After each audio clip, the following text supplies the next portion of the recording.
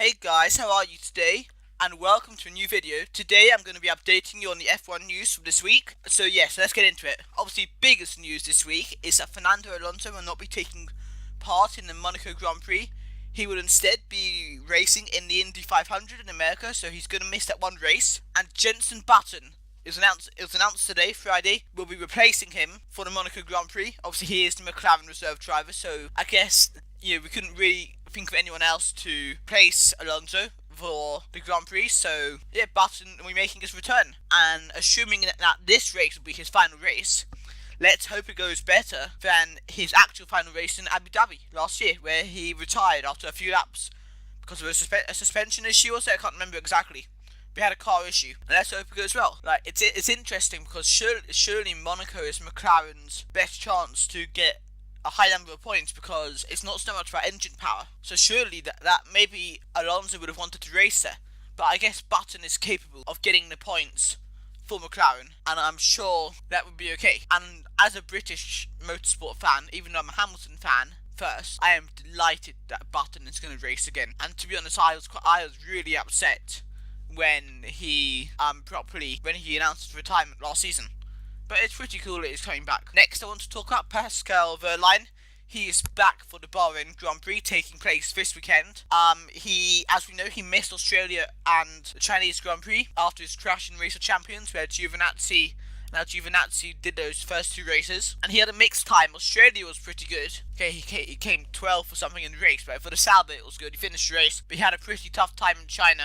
He crashed twice in the same place, so his stock took a bit of a hit there, but he's still a promising thing for the future, so it was good to see him on track. And now Pascal Wehrlein has to prove himself to make sure he keeps his seat ahead of Giovinazzi or any other potential young drivers.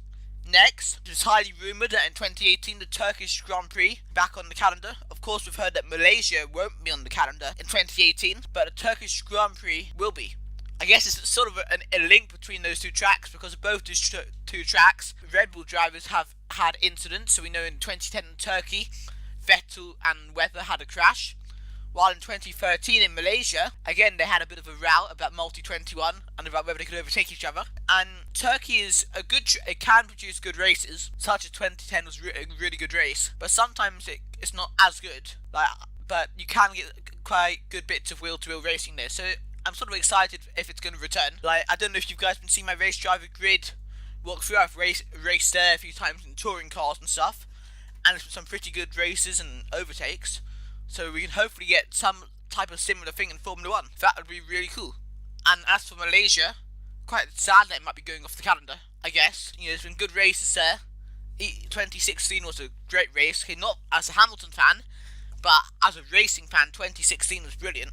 The Malaysian Grand Prix, the bit of wheel-to-wheel between the two Red Bull drivers, and Rosberg had to fight through the field a little bit. It was a really good race to watch. And it's not the only time it's been a good race. 2012 was another good race. There was Sergio Perez nearly winning the race in the Sauber. So it's sad Malaysia's off the calendar. There's always good weather there in terms of rain. It's fun to watch. But I guess that's it.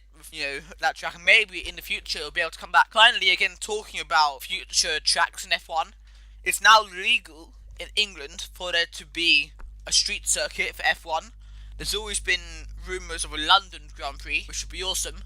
I know Lewis Hamilton was talking last week when he was in China about possibility of a Beijing street circuit Grand Prix, which I guess would be awesome. But as a person living in London, a London Grand Prix would be awesome, although probably quite unpopular, because it's bad for the environment and all that. So I don't see it happening in the next few years, but it would be pretty awesome. Anyway, guys, so I'm coming towards the end of this video. I want you to tell me in the comments, where would you like F1 to go for a new track, a street circuit? What city around the world? Tell me in the comments. Thank you for watching my video. If you enjoyed this video, please remember to leave a like. If you have anything to say about this video, please leave a comment in the comments section below. If you really enjoyed this video and you want to see more videos like this and other types of videos, please subscribe to my channel. Also, go and check out the video that should be on screen right now. And on that note, I'll just ask you to follow me on Twitter at BigGaming342 and like my Facebook page, BigGaming342. And I'll see you guys very, very soon. Goodbye.